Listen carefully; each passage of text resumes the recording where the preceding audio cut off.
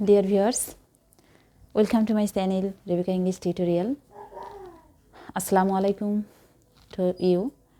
আশা করছি তোমরা সকলেই ভালো আছো, আমিও বেশ ভালো আছি আলহামদুলিল্লাহ। তো গত ভিডিওতে তোমাদের সঙ্গে ডিসকাশন করেছিলাম অ্যাপ্রোপ্রিয়েট প্রিপোজিশন নিয়ে। তো আজকেও সেম ডিসকাশন, যেহেতু আমরা রেগুলার এগুলো শিখবো সেজন্য রেগুলার আমরা এই ভিডিওগুলো দেখবো ভালোভাবে। তো তোমরা যারা ভিডিওগুলো দেখছো, তোমাদের যাদের ভিডিওগুলো ভালো লাগছে, যদি ভালো লাগে ভিডিওগুলো আমার, তোমরা দেখে উপকৃত হও। যেহেতু এত কষ্ট করে ভিডিওগুলো করি, অনুগ্রহে কিছু কমেন্টস করবা, যাতে করে আমি ইন্সপিরেশন তোমাদের কাছ থেকে পাই এবং নতুন নতুন ভিডিও তোমাদেরকে উপহার দিতে পারি। আর একটা জিনিস, যে ভিডিওগুলো তোমাদের ফ্রেন্ডসদের সঙ্গে শেয়ার করবে, যাতে তারাও এই ভিডিওগুলো দেখে কিছু শিখতে পারে।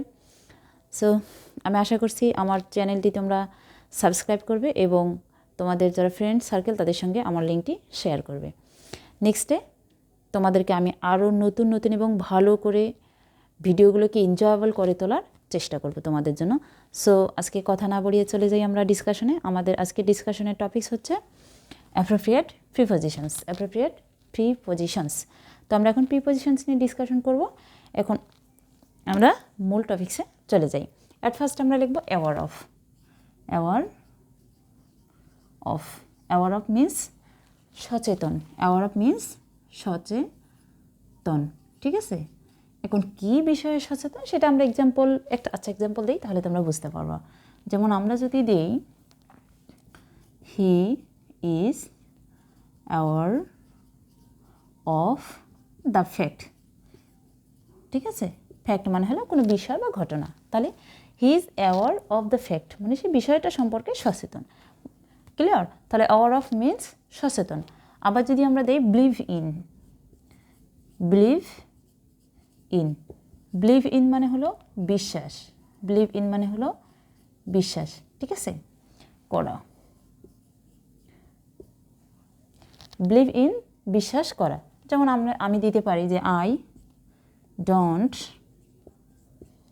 বিলিভ ইন হিজ অনেস্টি, ঠিক আছে। I don't believe in his honesty, অর্থাৎ আমি তার সততাকে বিশ্বাস করি না। ক্লিয়ার? তাহলে বিলিভ ইন বিশ্বাস করা। I don't believe in his honesty, অথবা I don't believe in his truthfulness, এরকমের কিছু আমরা দিতে পারি, যে তার সততাকে বা তার সত্যবাদিতাকে আমি বিশ্বাস করি না, এরকমের, যে তার কথাকে আমি বিশ্বাস করি না, এরকমের অনেক কিছু হতে পারে। তাহলে অ্যাওয়ার অফ মিন্স সচেতন এবং বিলিভ ইন মিন বিশ্বাস করা, ঠিক আছে। এখন আমরা যদি নেক্সট আর একটা উদাহরণ দিই, এবং খুব মোস্ট একটা ইম্পর্টেন্ট উদাহরণ, blind of. Blind of. Blind of হলো দৃষ্টি শক্তিতে অন্ধ। দৃষ্টি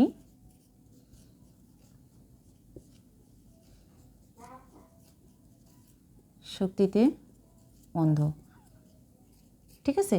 দৃষ্টি শক্তিতে অন্ধ। যেমন আমরা দিতে পারি he is blind of one I, ঠিক আছে। He is blind of one I. Blind of one I বলতে আমরা বুঝেছি দৃষ্টিশক্তিতে অন্ধ, মানে যেহেতু অর্থাৎ তার এক চোখ দৃষ্টিশক্তির দিক থেকে অন্ধ, মেন কথা হলো এক চোখ অন্ধ, ঠিক আছে। তাহলে ব্লাইন্ড অফ, আরেকটা আছে ব্লাইন্ড টু, আরেকটা আছে ব্লাইন্ড টু। অফের জায়গায় আছে টু। যখন ব্লাইন্ড টু থাকবে এটা শুধু অন্ধ, তবে এই অন্ধটা কোন অন্ধ, মানে দোষের প্রতি অন্ধ। এই অন্ধটা হচ্ছে দোষের প্রতি অন্ধ। দোষের প্রতি অন্ধ। ক্লিয়ার? পার্থক্য কোথায়? দৃষ্টিশক্তিতে অন্ধ আর একটা হলো দোষের প্রতি অন্ধ। যেমন আমি দিতে পারি he is blind to his own অথবা সন্স ফল্ট। ওন মানে হলো নিজের, আর সন্স মানে হলো পুত্রের বা ছেলের ফল্ট, মানে সে নিজের দোষে ধরতে পারে না, অন্ধ, নিজের দোষ ওটা চোখে দেখে না। আবার সন্স ফল্ট ছেলের দোষ, মানে ছেলে কোনো দোষ করছে, ছেলের দোষ চোখে পড়ে না, এরকমের কিছু। এবং সন্স ফল্ট এটা খুবই বেশি আসে। ওন ফল্ট এক্সাম্পলের মধ্যে অতটা আসে না, তবে সন্স ফল্ট, ঠিক আছে, মানে পুত্রের দোষ বা ছেলের দোষ কম ধরে, সেক্ষেত্রে সন্স ফল্ট।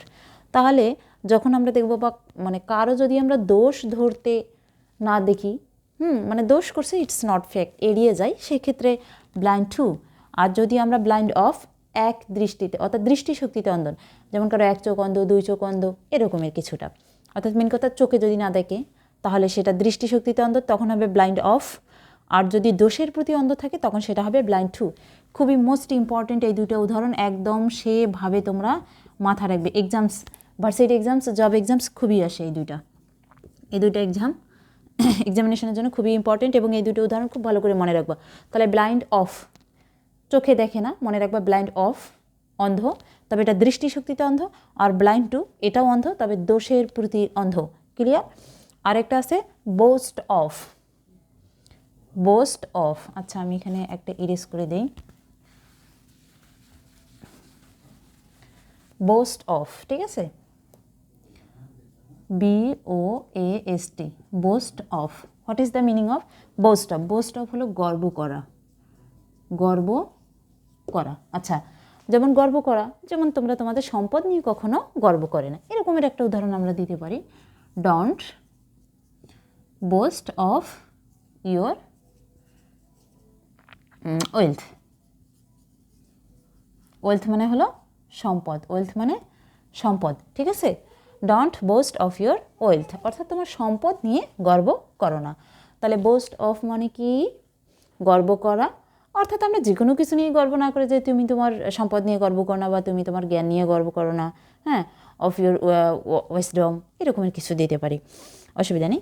তো এখন কথা হচ্ছে যে আমরা যে অ্যাপ্রোপ্রিয়েট প্রিপোজিশনসগুলো পড়লাম, অ্যাপ্রোপ্রিয়েট প্রিপোজিশনসের মধ্যে আমরা রেগুলার কিন্তু 5টা করে পড়তেছি, এবং এই 5টা তোমরা অফকোর্স নোট করে রাখবে। তারপর আমি আরেকবার ওভারভিউ দিয়ে নিই। অ্যাট ফার্স্টে আমাদের ছিল aware of. Aware of means সচেতন হওয়া বা সচেতন, যেমন he is aware of the fact, বা he is aware of his own fault, মানে সে তার পুত্রের দোষ নিয়ে খুব সচেতন থাকে, এরকমের। তারপর বিলিভ ইন, বিশ্বাস করা, যেমন I don't believe in his honesty. তারপরে ব্লাইন্ড অফ অন্ধ, যেমন the man is blind of one I, এরকমের। অর্থাৎ ব্লাইন্ড অফ ওয়ান আই বলতে বোঝায় এক চোখে অন্ধ।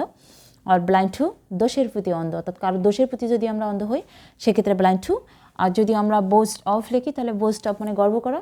গর্ব করাটা কি? যেমন don't boost of your wealth, তোমার সম্পদ নিয়ে কখনো গর্ব করো না। তাই ছিল আজকে ডিসকাশন। দেখা হচ্ছে তোমাদের সঙ্গে নতুন করে একটা নতুন রূপে নতুন ভিডিও নিয়ে। তো সে পর্যন্ত তোমরা ভালো থেকো, সুস্থ থেকো। Good bye.